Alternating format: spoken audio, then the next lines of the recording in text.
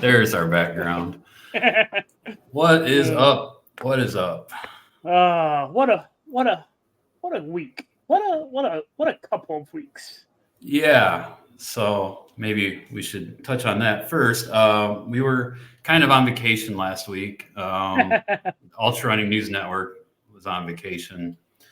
I was not in studio, so it didn't really work out too well to record. We did try, but we had some technical difficulties on my end. But we are glad to be back in action. We are still here. Back in the saddle. How's everything going with you, Johnny? Pretty good. Pretty good. I physical therapy's trucking right along. Got me a nice little 10-minute jog in today. Yeah, so Nice. 10-minute jog. I told her when I went to do the PT, I told her after being like, hey, I'm really nervous about this because I have not successfully ran in months and months and months and months without feeling any pain. Jogged at 10 minutes, no pain. Then I told her like, hey, like that was all fine and good, but like it when I get home and try to go up the stairs, that'll be the true test. I've gone up and down the stairs multiple times. It's tight. Like, don't get me wrong, it's tight, it's sore. Like you can definitely tell that it's not been used, but right.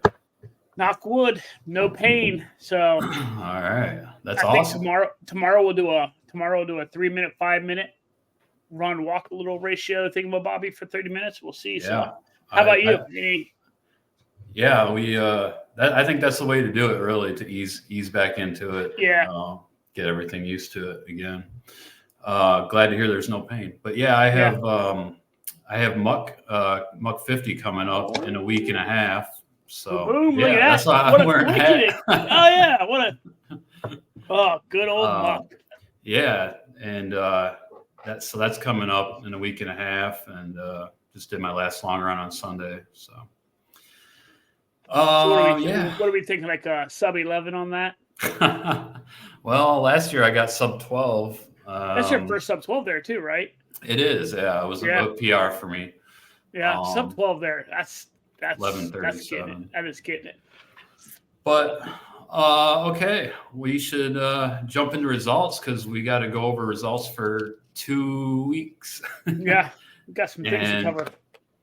Let me go ahead and pull up some news. Yeah, so I'm going to start off with 2 weekends ago. And one of the big races that weekend was Jackpot.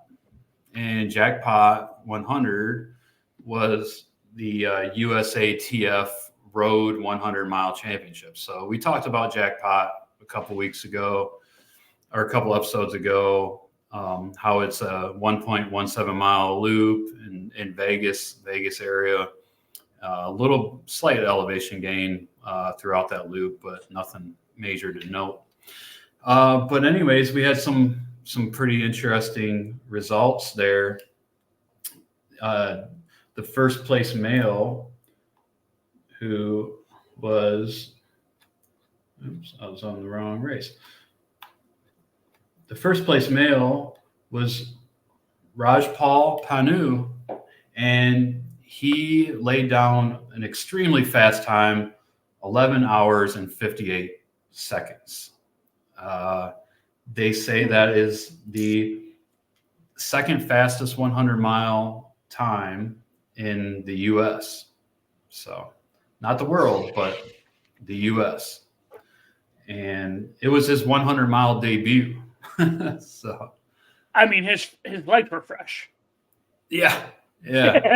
Beginner's luck, right? Beginner's luck. There it is. Yeah, beginner's luck. Yeah. I mean, it is kind of funny. He's like all the way in the dummy curve, right? Like he doesn't even know what he doesn't know. He's just gripping and ripping it, baby. Full send. Yeah.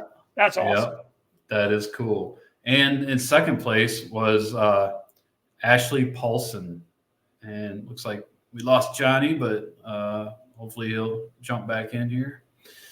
Ashley Paulson, she laid down a 14-hour and 4-minute time in the 100-mile USATF championship. Welcome back, Johnny. Dude, It would not be a recording if something whack did not happen. I have no clue what happened. It's just like I don't know. Your screen went black, and then I still heard you, but then you disappeared. Oh shoot! But welcome back. I was just saying that Ashley Paulson got first in the Jackpot 100 U.S.A.T.F. So she's continuing to prove all the haters wrong. We talked about it before, how she was accused of cheating in Badwater 2 years ago, and she came back to Badwater, and they found out she did not cheat, and she came back and won Badwater outright last year, and she also laid down a fast time, 100-mile time and across the years, which was at the like New Year, it was in December in Arizona around a track, 14 hours and 37 seconds, but she won this jackpot in 14 hours and 4 minutes, which is the sixth fastest 100-mile times in North America. So she continues to get better. She put all the trash talk aside about the Badwater, but didn't she get some doping allegations against her too? Well, she did serve a 6-month doping sanction back in 2015 and 2016 for a triathlon. Yeah. Positive for ostarine, which is a selective androgen receptor modulator, whatever the heck that is. My big thing, I really hope that she is clean as a whistle. Because she's just kicking so much ass that it would just suck. You know what I mean? Like she proved everybody wrong about Badwater, which is super awesome. And I really hope that it just stays. Like I hope everything is on the up and up. Just so it's like, I'm that, I could also be that one, because that one we will talk about here in a little bit also. But I mean, you know what I mean? Oh, yeah. Just super cool. So, like I said, this is a USATF. It's like a USA Track and Field Championship event. And I believe there's probably prize money involved with that. So I'm guessing that they did drug testing at the end of that. I don't know for sure. Yeah, 1 billion% they probably did. But right. So, yeah. I didn't even think about that. Yeah, so I'm pretty sure she's on the up and up. You know who else was there? Glaze was there, I saw his wife ran her first ultra at this race. Yeah, I saw that on Instagram. So kind of cool. So and he did pretty good in the 100-mile too. I can't remember what his result was, but I'm not sure. He did really well. Very cool. And also AF marathoner, he was there volunteering. I saw him on Instagram. Okay, next is Tarawera, a pretty famous race in New Zealand. UTMB bought them out in their buying spree. But Tarawera, they added the 100-miler, I think last year or the year before. But their main event is the 100K or 102K. But for the 100-miler, there was a U.S. runner, Adrian McDonald, that took first place in 15 hours. And the Japanese runner, Kanoka Azumi, was the first place female in 18 hours and 24 minutes. But a 15-hour 100-miler at Tarawera that's pretty smoking. That's cooking. Yeah, I don't know how much elevation gain is. I'm guessing it's because the 100K has 10,000 feet.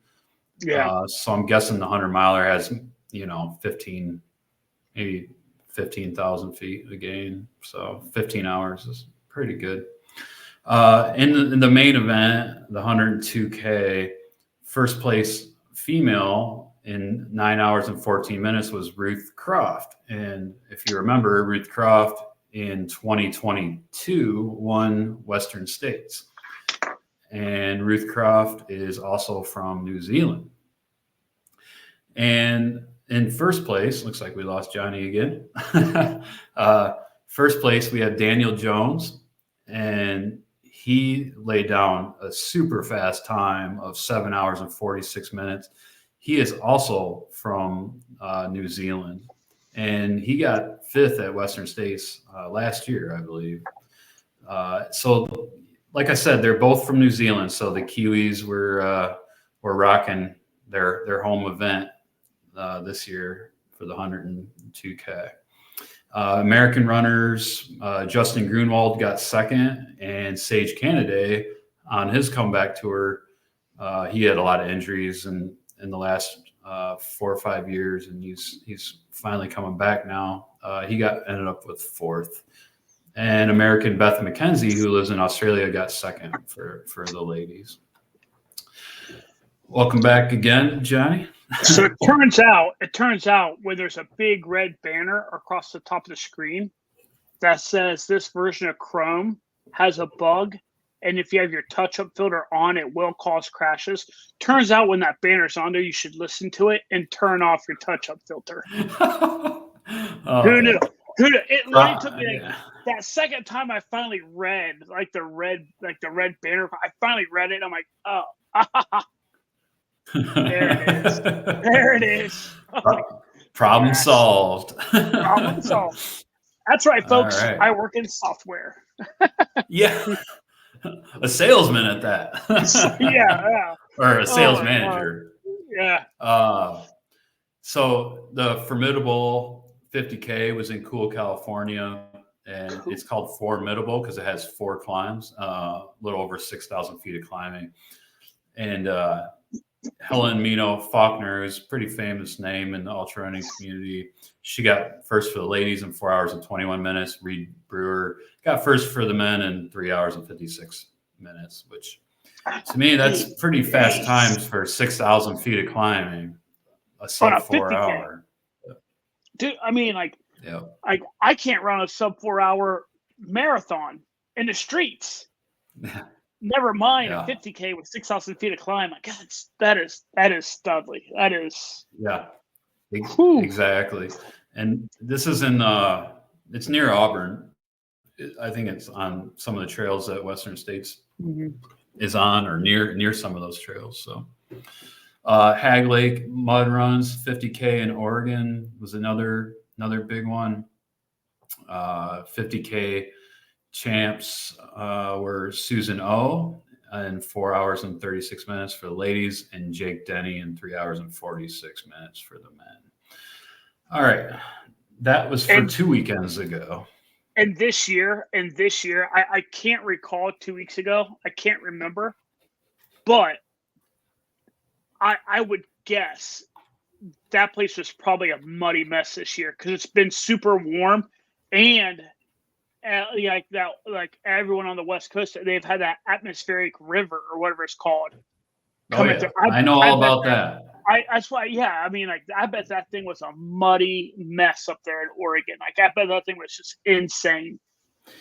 Yeah. So I didn't read much about it, but I Run Far said that they reportedly experienced the namesake mud. Yeah. I mean, there's just no way it wasn't. Yeah. Yeah. All right. So that was 2 weeks ago. Now we're going to jump into this last weekend, which I was hoping to have the preview, but we didn't end up recording last week. The preview for Trans Gran Canaria, which is their 100 and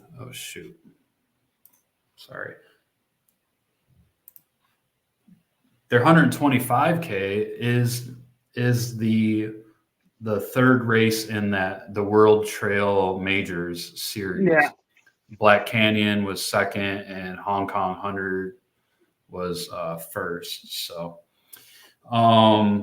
and again, the World Trail Majors is it's kind of an alternative to the UTMB series and it's races that are established. They have live streaming and, a big following, but they adhere to some old school values and everything. But anyway, so there was a big spotlight on the Trans Gran Canaria 125K. And this is in the Canary Islands off the coast of Spain and Morocco.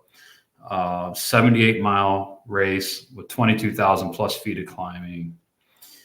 So it transverses the island, like it goes across the island. I imagine it's pretty technical. There was 4,500 runners across all of their races. And, the main sponsor is North Face. So they had a bunch of their athletes. So it was really, really competitive.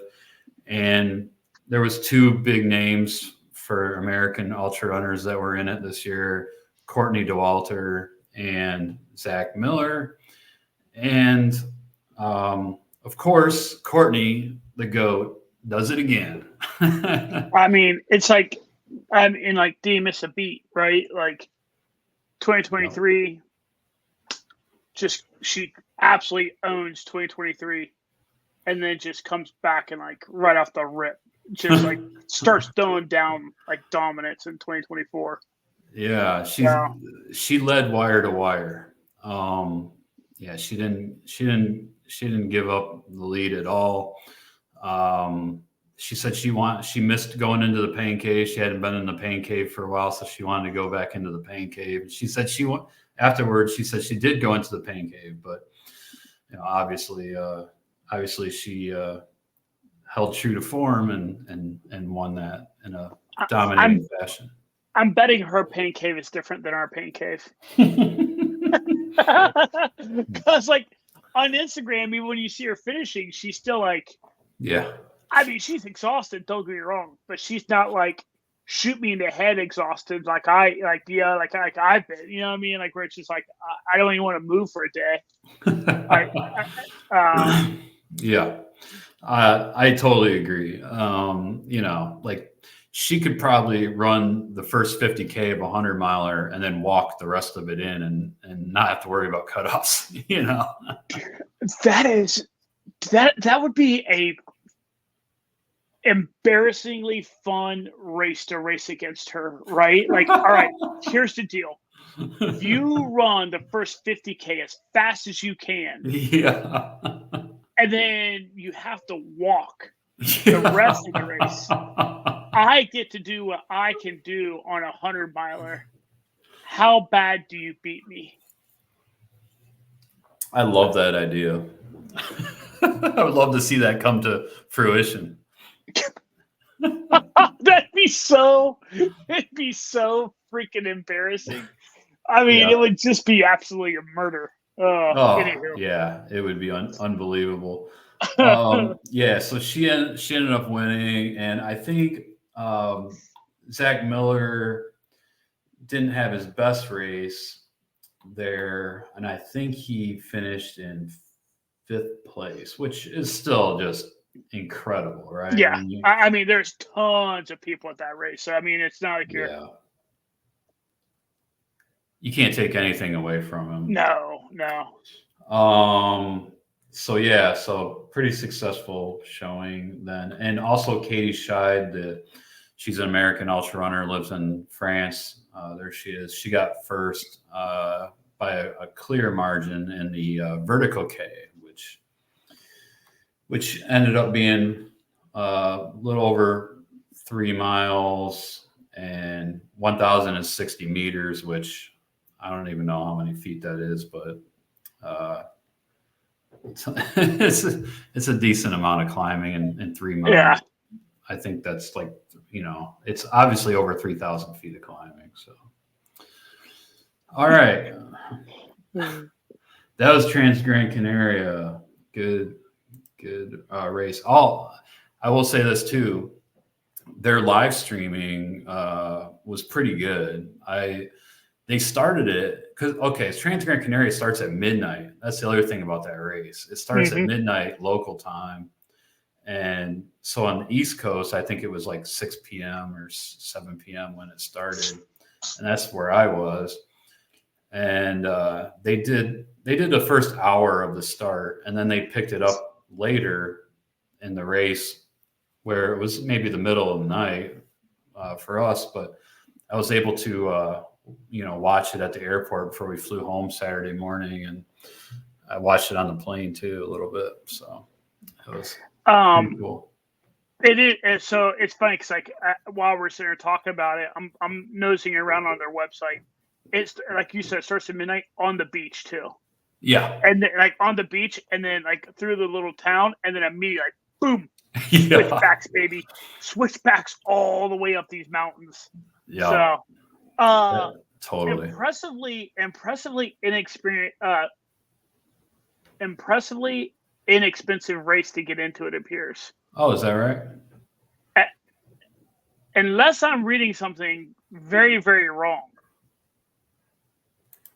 It's, I mean, I feel like it's like, €140, €190 at the most. Okay, so yeah, for the classic. So like 200, like a little over $200. Yeah. Yeah. No, that's not bad at all for a big time race like that. I mean, you could trick my dumb ass into paying double that. Yeah. That's holy cow. It's kind of a bucket list race, really. I mean, you'd have to train in the winter. Yeah. Maybe we should add that to our list of destination races that we're going to do. Races that we drag the wives to. Yeah. It'll be beautiful. It'll be great. I'm pretty sure I could talk Jessica into that. I'm pretty sure we can talk them into going to Canary Islands. Yeah. Yes, exactly. Absolutely beautiful. Yeah. All right. So next up is a race in Mount Ida, Arkansas, and it's a 100-miler. They have a 100K too. And you're probably asking, why are we talking about a race in Mount Ida, Arkansas? And well, one of the main reasons is because Carl Meltzer won the 100-mile race, and he is the speed GOAT. And I don't know how many 100-mile races that is for him winning. It's like over 50, I believe. I also like the fact, listen, I mean, you can't take anything away from the speed GOAT, but I also really love the fact that he's just looking for really random ass, low key 100-milers, and it's just showing him up yep, won it. Yeah. No shit, dude. Look who's running against. Yeah. What are we talking about? Well, he's got a streak to uphold. Yeah. I know. I'm here for it. I'm here for the pettiness. Don't get me wrong. I'm all the way here for it. I think it's absolutely hilarious, but it just kills me. It is funny. And I just heard him on the Adventure Jogger podcast recently, and he was talking about how, Bronco Billy, Jeff Browning, is kind of nipping at his heels on these 100-mile wins. So I think he's just cementing his legacy. I love it. He has the most 100-mile wins of anybody, and I don't think anybody's going to catch him. I mean, I feel like we need to get him to come to Mohican 100. Yeah, totally. That'd be amazing. He would destroy Mohican. Let's see. Do you think he could run Mo 100 in? You think he hits in sub 16? I don't know. He kind of talked how he was slowing down lately. I think he'd probably go 17 hours. Yeah. Who knows, though? Who knows? So cool. I mean, anything's possible. He might have a great day and crush it. The name of the race is Lake Ouachita Vista Trail. LOVIT. Love it is the acronym. So it's Love It 100 mile and Love It 100K. And actually, Carl won this race for the second time in 3 years. So he did it, 3 years ago. Oh man, I love it. And his time was 20 hours and 35 minutes. So 20 hours? 20 hours and 35 minutes. Damn. I don't know anything about this race, like elevation wise or anything like that, but I mean, it's Arkansas. It's Arkansas, so you at minimum, I think it's super technical. That thing, like you're tripping over rocks and roots the entire 100. Yeah. While you were talking a little bit about that race, a quick fact check. As of December 11th, 2021, so this is 3 years ago. No, just a little over 2 years ago. Meltzer Espigo has 45 100-mile wins. As of 2021? Yep. Meltzer he's won a couple since then. Oh, well, yeah. I mean, he's definitely over 50 by then. Like, he might be creeping around the 60 number by now. No, I think it's right around.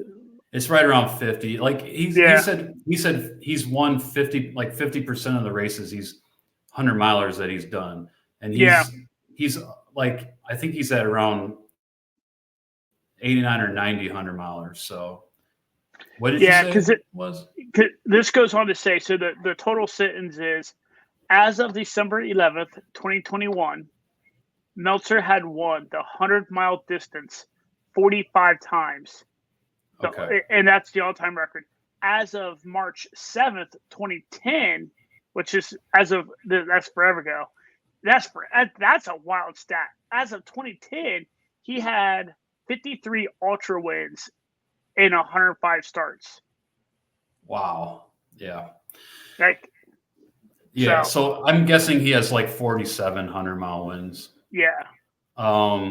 So and he's ran like 90 or 92 100-mile races. So that's his next goal is to get to 100 100-milers, and I'm sure he's going to win a few of those along the way.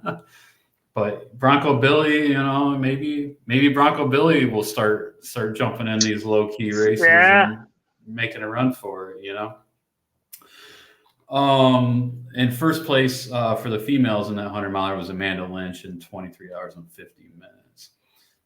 Next, we're going to head to the San Juan Islands, or the Orca Island, in the, where is that? It's in Washington, the San Juan Islands in Olga, Washington, where the Orcas Island 100-mile. And I think we talked about the Orcas Island 50K last time, a couple episodes ago, but so this is Rain Shadow Running, puts on this race. It's 4 25-mile loops. I think there's a ton of climbing. I think it's super technical too. But Jeremy Douglas was first, 21 hours, 32 minutes. And Polly Brookings got first for the ladies in 27 hours and 13 minutes. So let's see what else we got. We got, Big Alta was this last weekend. So this was the inaugural Big Alta 50K and 28K. And this is in my backyard. It's actually north of Mount Tam on some trails that I haven't even been on yet. Oh, really? I definitely want to get over there because from the pictures, and they actually did live streaming at this race this year. From all that, those trails just look awesome. And I know somebody that ran it, and he said, the views were just great. Yeah. So this is put on by Dylan Bowman's company, Free Trail, and it's in partnership with Daybreak Racing. I think Daybreak Racing is an event management company that puts on races, and they're in some sort of partnership. But I think Dylan was the race director. Or he was a big part of the race anyway, because the trails are his home trails. Like he always runs on those trails. So, and it's called Big Alta for the high points on the course, the Loma Alta Preserve. The 50K was on Saturday, and they actually had a $3,000 prize purse.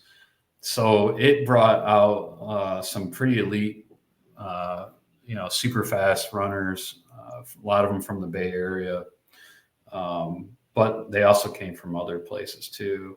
But first place, Sunday's 28K paid $2,000 to the first 3 finishers.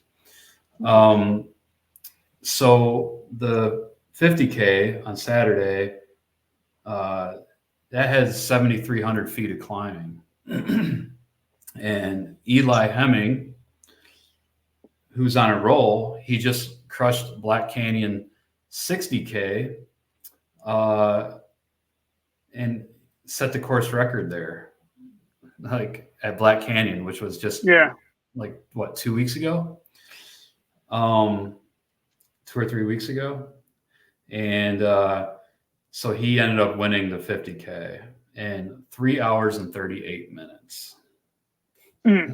Try to wrap your head around that. I don't think these trails were technical, but I did hear the downhills were like super steep. So 3-3. Yeah, pretty insane. I mean, that's like times that when people talk about marathons, they're impressed by.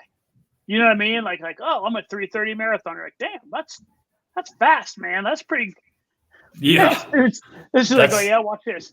That's hauling. Yeah. Here comes a 50K with 7,000 feet of climbing. Yeah. Right. And Darren Thomas overtook Matt Daniels, and Matt Daniels is, another elite runner. But Darren Thomas beat him out for second place, 3 hours and 55 minutes, and Daniels finished in 3 hours and 57 minutes. And Lottie Brinks was the female winner in 4 hours and 42 minutes. And then she beat out Christina Randrup and Sarah Albion, who were second, third, 5 hours and 4 and 5 hours and 5.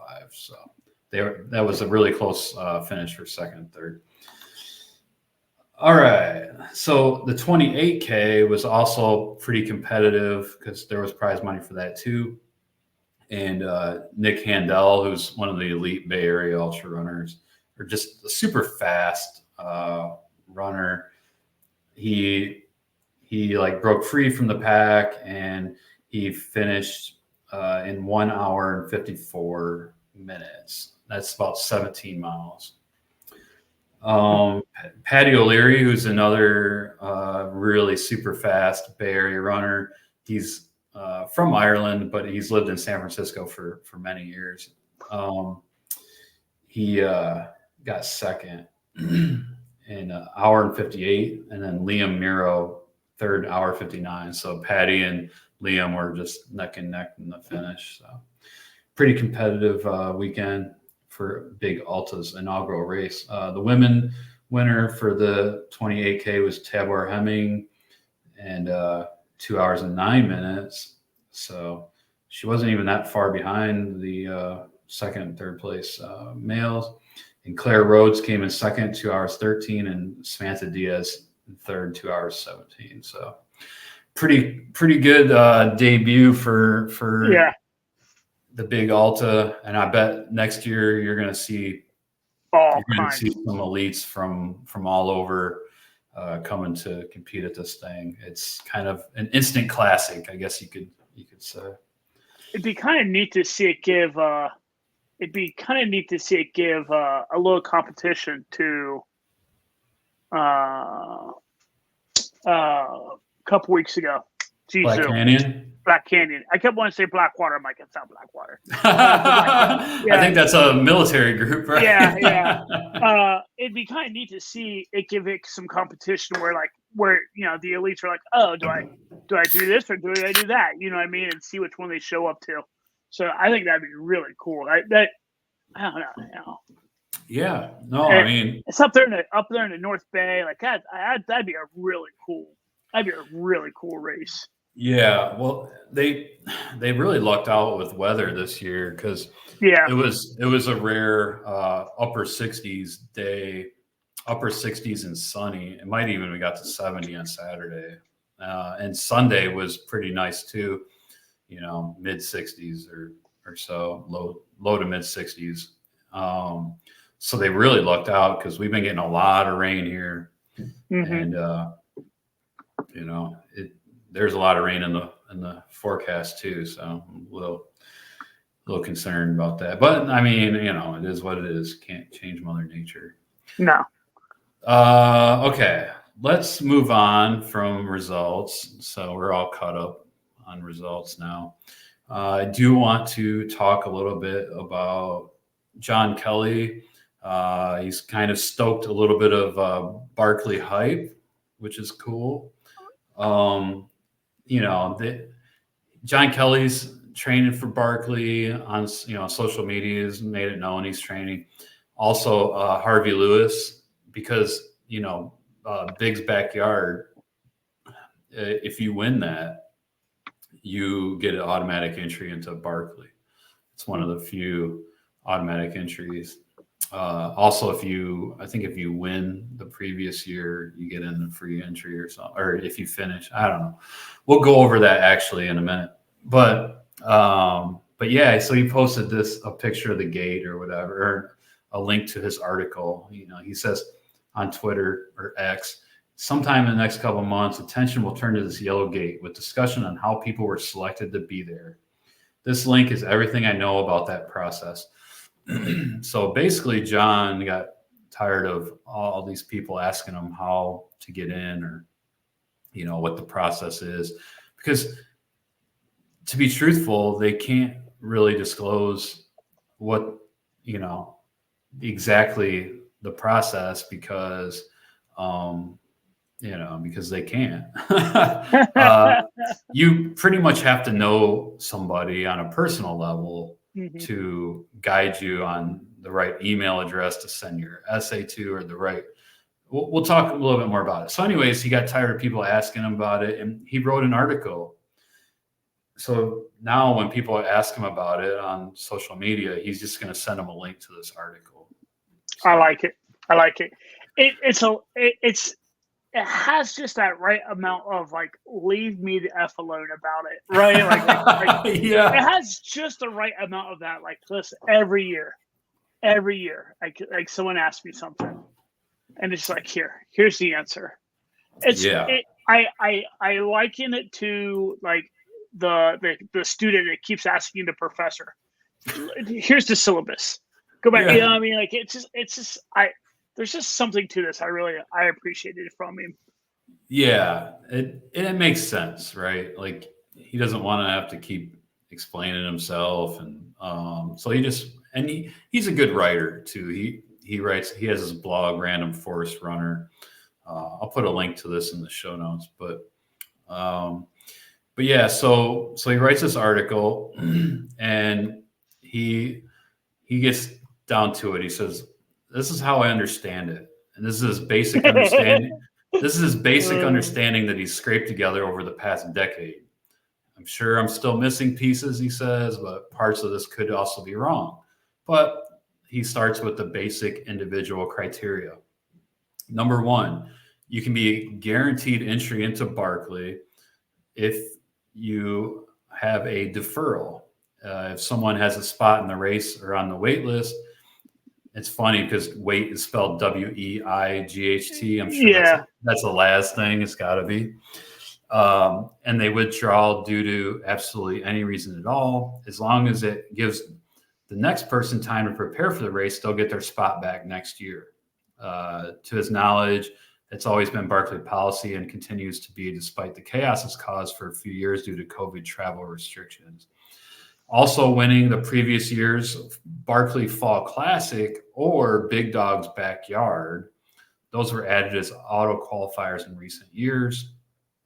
And then being a finisher. Oh, John also says, unfortunately, the opposite, the reverse isn't true. Like finishing Barkley doesn't guarantee an entry into Big Dog's Backyard. So he must be trying to get into the backyard. And also the third thing for guaranteed entry is being a finisher. He supposes this is the prize for finishing, the perpetual right to come back and do it again for those of us who are crazy enough. Prize in quotations. Yeah. So, and for those of you who don't know about Barkley, it's, just a crazy race. I recommend going on YouTube and doing a search for Barkley Marathons, the race that eats its young. Watch that documentary and you'll get a good understanding of Barkley. It's just a completely insane race. And it's not easy to get into. So the next point that he makes is if you have a non-zero chance of finishing, this could be called the elite criteria. But Barkley is so unique that it's incredibly difficult to predict success based only on other ultras. So someone could meet this criteria from several areas, like ultra running results, a number of other areas like long distance backpacking, road gaining, special forces training, etc. So I think what he means by that is that Laz deems someone as having a non-zero chance. So meaning that they have some chance, right? Yeah. Like what you're seeing here in his blog is a picture of Lloyd Christmas in Dumb and Dumber, that meme that says, "So you're telling me there's a chance." But and then the third is representation of a group that has not previously had a finisher or possibly even an entrant. So license plates that he hangs at his campsite, your initial year you get in, you have to bring a license plate from your home state or your home country, flags at the gate, humorous race predictions in each person's native language. The races always try to embrace diverse representation, and this is to help the stories and lessons learned from the race propagate as far as possible from a limited number of participants. And yeah, there's only like 40 to 50 participants that are allowed into this race, so not easy. But Laz wants to cast a wide net, looking for people who might be able to finish. And last year, they had the first finishers for both France and Belgium, Aurelien Sanchez and Carl Saab, the Belgian dentist who we've talked about. So the Belgian dentist, the raging dentist. Like he is just a heck of an ultra runner. And then last year Jasmine Paris had the best ever female performance, finishing 4 loops over the cutoff time. He has yet to see someone who meets both criteria 2 and 3 not get in within a few years. Usually they do on the first attempt. So the fourth area is unfulfilled Barkley potential. Definitely a learning curve at Barkley. Thinks only a handful of people have gone out there and had close to their best possible outcome on their first try. Most people are given another chance to find their potential, particularly if the first outcome proves the person meets criteria 2. And this is one reason why some people might get in multiple times in a row, but if someone doesn't continue to improve or show further potential, they no longer meet this criteria. And also probably not criteria 2, which is you're telling me, or the non-zero chance. Fifth criteria is persistence in applying. He doesn't know if there's official formula for number of tickets that someone has, like Western States or Hard Rock lotteries, but people who continue to apply will continue to get more weight. Once someone is on the wait list, they can guarantee to continue moving up each year as long as they continue applying. 6, an extensive, if not elite, career in ultra running. Someone who's done their time in the sport with experience and contributions spanning many years. It's likely to help their odds. 7, a good essay. So the purpose of the essay is for someone to highlight how they meet the above criteria. Having a bit of wit and demonstrating the right mindset to succeed can also help. And 8 is luck. At some point, there's simply no way to select the 40 best applicants. And then on top of all those individual criteria, some overall limitations, agreement with the park, the camping facilities are limited, and there has to be a good mix of veteran and first-time participants. So anyways, it's a pretty interesting article. Like I said, I'll share the link to it if anybody wants to check it out. So but looking forward to Barkley. It's always on the note of Barkley, the other Keith Law, if you are somehow, some way hearing Jamie and I talk and you've never experienced Barkley, like followed it or know about it, if somehow, some way these two things are coming together, when Barkley rolls around, I am here to tell you maybe the best Twitter follow when Barkley's going down is Keith Law. Like it's insane how good his play-by-play is. Yeah, and he is actually the only media that's allowed to Media. Yeah, Just yeah. it's one guy, and he's the only one. one that's allowed to post live updates on Yeah. the race. And we don't know what weekend the race is going to be. We won't know until the race starts, pretty much. But I mean, I think people kind of figured out when certain ultra runners are traveling to Tennessee. But yeah, it'll be interesting. It's interesting to see what Harvey Lewis does there this year. Not really his forte, I don't think. Not really. Yeah. Like, I mean, I don't know, because he's never done it before, has he? I don't think he has an attempt there. I don't think so. And I don't know. And it's kind of funny because I don't know why. I don't think he'll be good at it, but like, I don't know. It just what's kind of weird is for that particular race, I feel like you need to be like bigger and stronger. You know what I mean? Like, I feel like you need to be a pretty like I don't want to say a thick person, but I feel like you need to be muscular. Like, you need to be strong for that race. And you got to be smart. You got to be stubborn. He's got those qualities. He's those two. Yeah, he's those two things. But 10 ways to Sunday. But the orienteering, you're right. You got to be strong because there's 60,000 plus feet of climbing. Yeah, and like you have to be strong. I don't know. I don't know.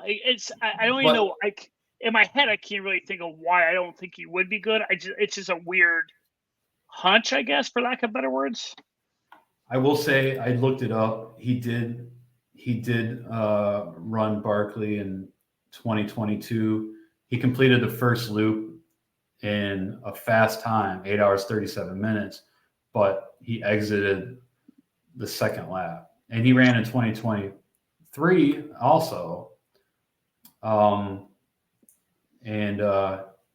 He posted 17 hours between Saturday and Sunday, running 58 miles and close to 20,000 feet. Oh, wait, I'm sorry. That's his training. Okay, so no, he ran in 2022, and he had a similar result to what I just talked about in 2023. So he has run it twice before, but he, on his social media, he is training his butt off. Is he? He's training at Frozen Head. He posted a picture of him looking down Rat Jaw, that climb. Oh, dude, it's funny because, like, I mean, as you and some of the other listeners know, I've spent some years in the military, and like, honest to God, if there is one thing in this world that if I never touch again in my life, I'll be happy. Like, I am forever scarred by the thought of trying to like orient, like trying to push through briars. Oh, the saw briars? Yeah. I just cannot stand. I cannot.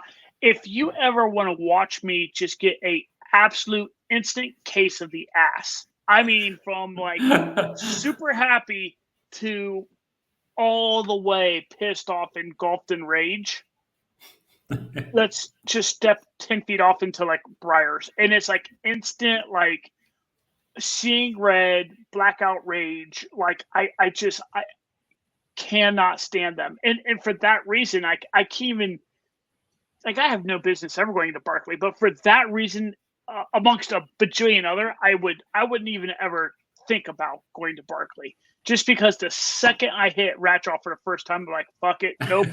Like, I'm just like, nope, we're good. Like, I would just be instantly mad, like instant mad. Yeah, So, sawbriars uh, look absolutely miserable, oh, and I remember running around the woods as a kid, hating like yeah, the multiflora rose and all that, like trying to yeah, get through that. I actually do know somebody that's really good friends with Laz and associated with Barkley, and like I could, I think I could figure out the process to apply. yeah, Um, but I have no desire, yeah, none. Like yeah. it just, I like the orienteering aspect of it. I think that's kind of cool, but honestly, I don't have any desire for trying to gut out 120 some Mm, miles and 60,000 plus feet of climbing off trail.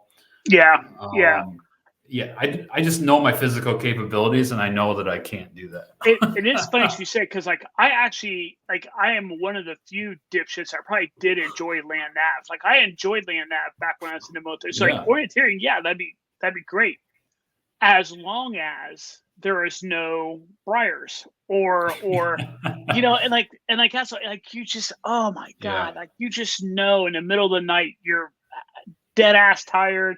That first briar gets you across like on the face or like Yeah. across like the exposed skin. It is just Yeah.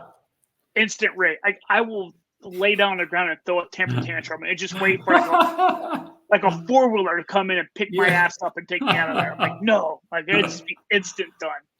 So, Yeah. No, orienteering is fun. Jessica and I did one of those adventure races in Michigan one time. oh yeah, yeah. That was great, and you could pick your own course. You can go however you want. You just got to get to the checkpoints. The So, ladies over on Burf Barf podcast, hmm.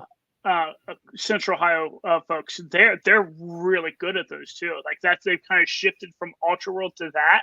Oh, They're cool. phenomenal at it. They're super good at it. So yeah, Oh, that's neat. yeah. Give them a shout. Give them a listen, folks. Yeah, definitely. BRF, BA, is it? It's BRF and then no BRF space BARF Burf Barf. Yep, that's Yep. their podcast. Yeah. Yeah, it's pretty good. Definitely give them a listen. Um, okay, so we're gonna move on to our next little story, which is AJW had a post on Twitter, or actually Thomas Black had a post on Twitter, but talking about some observations that AJW, Andrew Jones Wilkins, made related to some data that Thomas Black collected a while ago. And the data ended up showing that better athletes spend less time at aid stations. I mean, that makes sense, right? I Yeah. mean, Yeah. it should go without saying, doesn't need data to verify. But if someone wants to truly compete in an ultra, they have to be extremely efficient at aid stations. And AJW commented, said, an observation today after completing my first ultra in 3 years. This current generation spends way too much time in aid stations. It's almost like they prefer the aid stations to the actual race. Am I wrong? Question mark. Applying sunscreen, checking their phones, sitting in chairs. So it's kind of funny because like when I first saw this post by AJW, like both his post and the quote that quoted him out, right? Like the initial post by AJ was just back like 2 weeks ago, February 11th, right? That's right. And, Yep. and he was talking at that time. He was talking about like everybody. Like he Mm-hmm. was talking about like middle of the Packers, back of the Packers, because like he's saying like like messing around their phones, like taking selfies at the aid Yeah. stations, and like Yeah. and like having fun doing like taking the having fun to do the race like over the top a little bit. You know what I mean? And like I 100% hear what he's saying. Like it's kind of funny because like I mean shoot, just in the what 8-9 years you and I've been in the ultra world, right? We've seen that shift of where like Oh, okay you come totally. yeah you come into the aid station, you get what you need, boom boom boom boom. you say hi to volunteers, you thank them. There might be a buddy of yours working there. You might give them a quick fist bump, chop it up with them a little bit, but then you're out, right? Mm-hmm. Now, like he's saying, like you go into aid stations now, and it is like full on, like lounge seats are up, like they have Yeah. like people are kicked back and relaxing, like it's like a whole new world. Like it's a whole new. So like when he like, and so he said that, and then the way I took the post was AJ said that, and then Thomas Black had this information from years ago and said, "Oh yeah, like here, like I have data that kind of substantiates what he's talking about." And then Thomas Black took it was like, not only does this apply to like the whole greater population, but like look at like how efficient like the elites are. It's like by no means, or like these are like they're talking about the top 50 finishers in this poll here. Right. AJ's talking about everybody, but Right. it is 100% true. It is I know. It 100% is. true. I totally agree. And it's definitely two schools of thought. And I've always been one to be like, I need to be in and out. Like, I don't want to waste any time at aid stations. I'm going to walk out carrying food, eat it while I'm walking, Yeah. Just fill my water and go. But I will say that has burned me a few times. There's been times where I needed to do a reset. Yeah. I needed to sit down, and I didn't, and it burned me. So I do think there's a time and place, like especially in a 100-mile distance. Like you'll never see me sitting down in a 50-mile. A 50K or yeah. Yeah, but 100-mile, I've learned that if you're not feeling good, you need to sit down and you need to get some calories, and you need to rest for a minute, drink some Mountain Dew or Coke or whatever. Mm-hmm.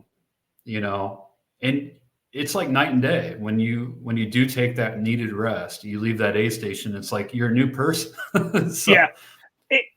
I'll tell you who, and like I'm pretty sure he listens to the podcast, or he'll be able to like confirm this.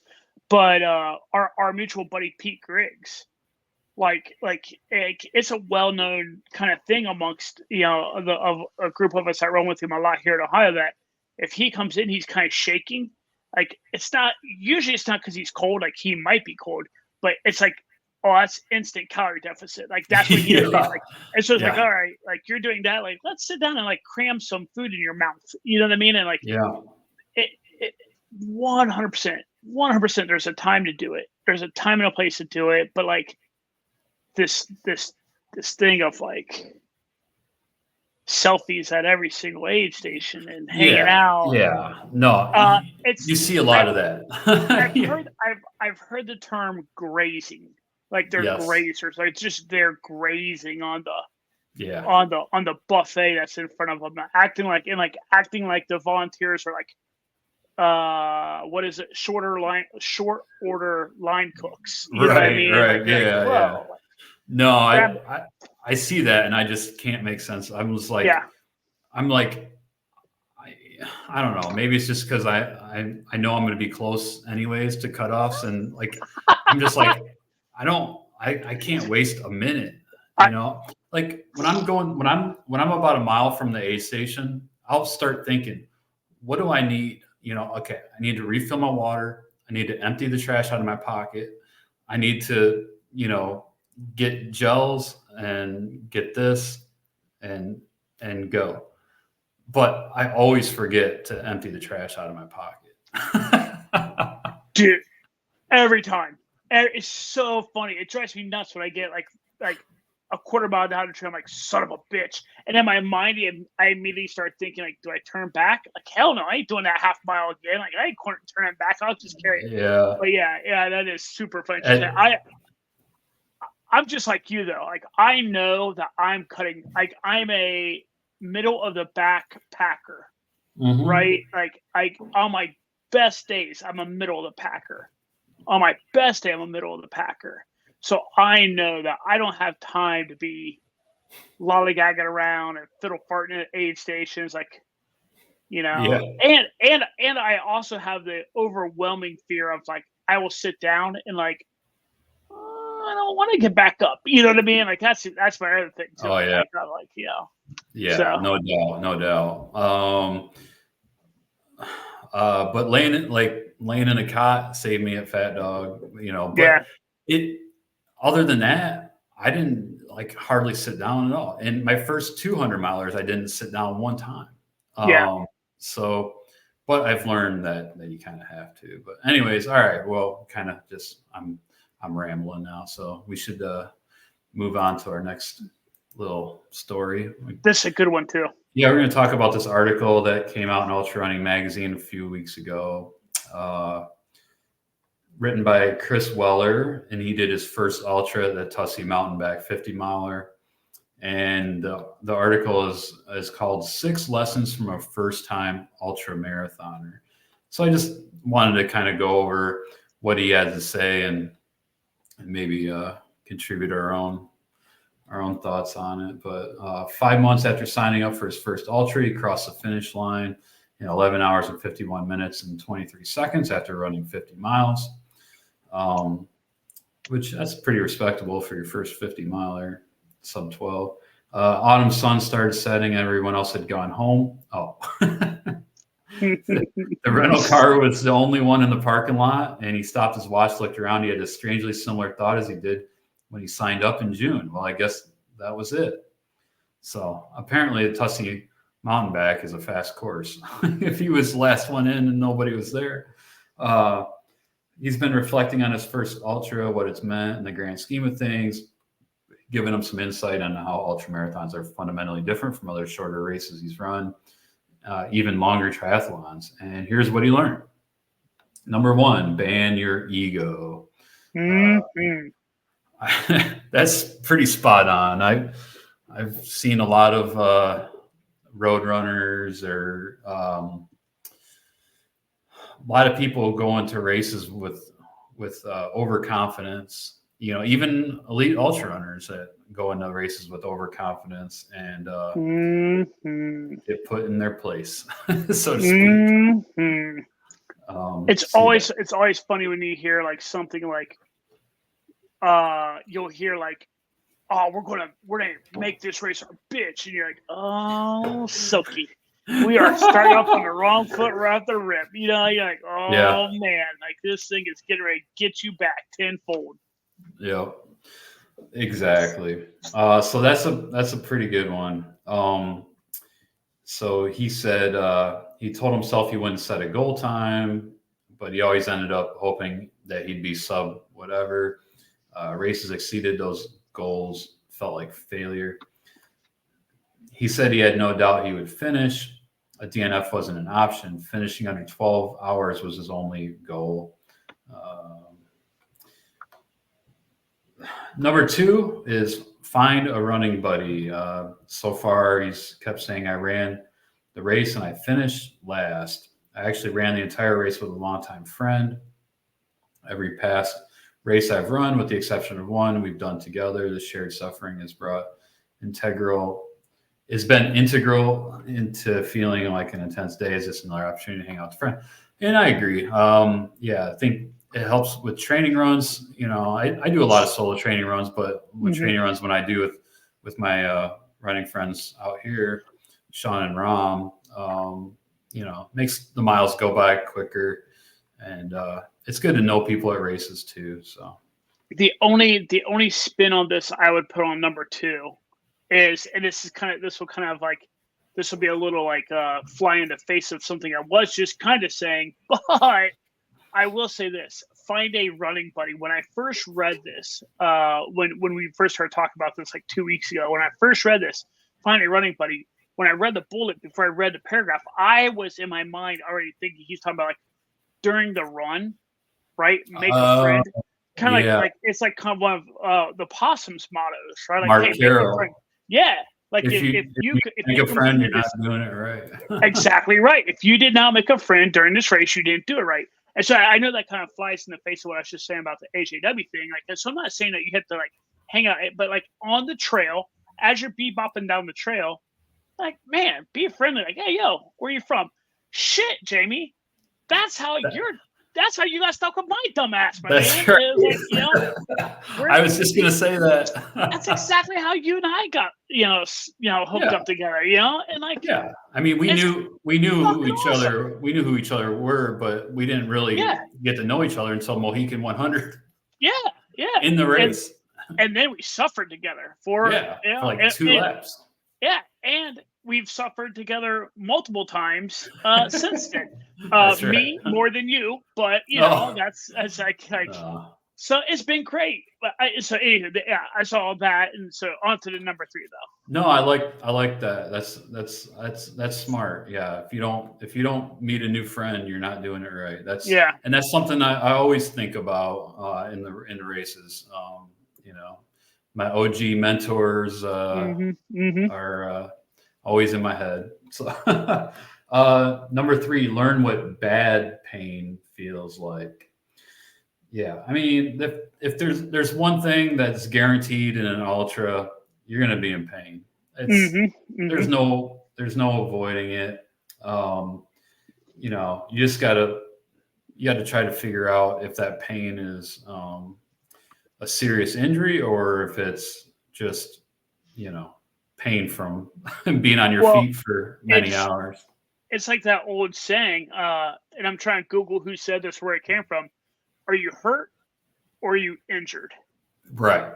If you're hurt, you can keep your ass right back out there. But keep on keeping on. Yep. If you're injured, all right, like let's evaluate what's going on here, right? Yep. So it is. That's number 3 is. I will tell you, number 3 is probably the hardest one for most people to kind of wrap their heads around too, because most people have not experienced the level of pain a ultra will put you in, and so they feel that, and they immediately think, "Oh my God, my world is coming to an end." And I remember being told by a certain old school mentor that we're both talking about right now, unless there's a white hard thing sticking out of your skin, you're perfectly good. And I was like, holy shit. Yeah. You know what I mean? Like that's like, you're totally. Like, let's go, baby. Let's go. And like that was my introduction to my first mow ever. Like, well, unless there's a hard white thing sticking out of the skin, we're gonna keep you on the course. I'm like, damn. So and mentally, I love number 3. I do too. Yes. And mentally, you will do anything to be able to stop, right? So these bad pains are just like fuel for the fire. It's like, oh, I'm definitely injured. And and a lot of these things that you think are injuries you can overcome, and there's things you can do to get through the race. Like in my first 100-mile finish, Indiana Trail 100, my calf seized up. And it wasn't a cramp. It was like, I'm like, oh my God, I could hardly even walk. And I'm like limping through lap, I think 5. And Nick Longworth was pacing me. And he's like, hey, just stop for a second. And he took his thumbs and pushed in my calf, and he just like went on it like so hard. I was just like, ah. And he threw some of that deep blue stuff on, and then I was fine. Like it just disappeared. I was like, what the? This is crazy. So, don't give it some time and try to problem solve, I guess is what I'm saying. Number 4, food equals mood, and calories make all the difference in the world. He's spot on about that, because I know, I'm sure you felt it too, where you were like, I'm dead. Like I'm done. I'm just done. And then you just like rest and you eat, and all of a sudden it's all good. It's funny because like I somehow, some way, I've never heard Ronnie say this in all the years Ronnie and I have run together. We've all run with Ronnie. I've never heard him say this. And I heard him say it for the first time like last year sometime. He's like, ultras, it's salt, sugar, and water. Yep. and you come in, you're feeling a little bad. Okay, it's salt, sugar, or water? What one do we need to add? It's one of the three. It's one of those three. Which one of those three do you need? You might have too much of one and not enough of the other, and that's hard to figure out. It is hard to figure out. Sometimes you just kind of have to like stop everything and let it balance out. It's weird, but you just kind of figure it. You kind of learn a lot about yourself. So, but if you don't have calories, you're done. For new ultra runners, that's a great point. Number 5, write yourself a note. I don't know about that. I don't know about that. But if it works for him, that's cool. It might work for some other people too. Number 6, plan to change your plan. This one is probably the most true. Mike Tyson said everyone has a plan until they get punched in the face. Yep. This is it. Yes. Everyone has a plan until they get punched in the face. And there's also a military one, something to the effect of failing to plan. Failing to plan is planning to fail. Failure to plan. Yep. Failure to plan is planning to fail, or something along those lines. No, that makes total sense. And it's dead on true, right? Like if you don't make a plan, you're going to F it up. It's going to be all bad. Like, you're pissing the wind. Yeah, I'm gonna go wing it. Oh, by the way, my dumbass has gotten caught up in. I got my ass served a big slice of humble pie 2 years ago, maybe last year or 2 years ago at Yamakra. Down at Yamakra. Super out of shape. I mean, super out of shape. Had no business out there trying to run a 50K. And it was just like, dude, come on. In my dumb ass, I'm like, it's a 50K. I've done plenty of other races, longer, further, tougher. I'll struggle through it. I'll be fine. Dude, that race kicked off in my ass. And at mile 18, I'm like, fuck this. Like, I have zero desire to be out here anymore.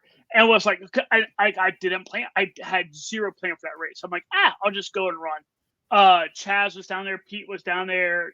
Dave. I was like, I'll just go and like kind of hang out behind those guys and kind of dilly-dally around. Broke off in me, dude. I'm like, nope. 18 miles. I'm like, to hell this. Like, I'm getting right back to the 100%. Dude, especially with 100-miler or greater distance. I mean, I spend 2 weeks with logistics, and I'm constantly changing it too. Just like maybe just overboard, but But yeah, you got to have something in mind. But it usually does fall to hell. It usually does. Yes. Yes. But you have to know how to problem solve, and you have to be prepared for your plan to go to hell. So anyway, all right. Well, that was a pretty entertaining article, and I think we're a little over time. So I had one more thing to cover, but I think maybe we'll save it for next weekend or next week's episode. Next week. Yeah. Cool. All right. Well, as we wrap everything up, something that we probably don't ask quite enough. We ask here and there, but we probably don't ask enough, and probably should hit it earlier on in the episodes. But if you haven't already found us on one of the social medias, we're on. To the best of my knowledge, we're on all of them. We're on Facebook, we're on Twitter, we're on Threads, we're on Instagram. You might even find me dilly-dallying around on Reddit. I play around on there. Give us a follow on there. We keep pushing for a little bit more interaction on there. I'd love to see some more comments on the post. So maybe we need to post a little bit more to get a little bit more. So we'll work on that. But give us a like, subscribe to the podcast. Let us know what you think. Give us a review. And the more feedback you give us, the more that we'll keep tweaking and making it a little bit better. So that's my big ask for the week. I like it. Well said. All right. Well, it's good to be back in action, and looking forward to the next episode. And everyone, have a good weekend. Have a good long run if you're getting out there. So, and Johnny, you have a good comeback run tomorrow. Let's go. little 5-3-5-3 action tomorrow for 30 minutes. Nice. All right. I'll talk to you all next week. All right. All right. Later. Cheers.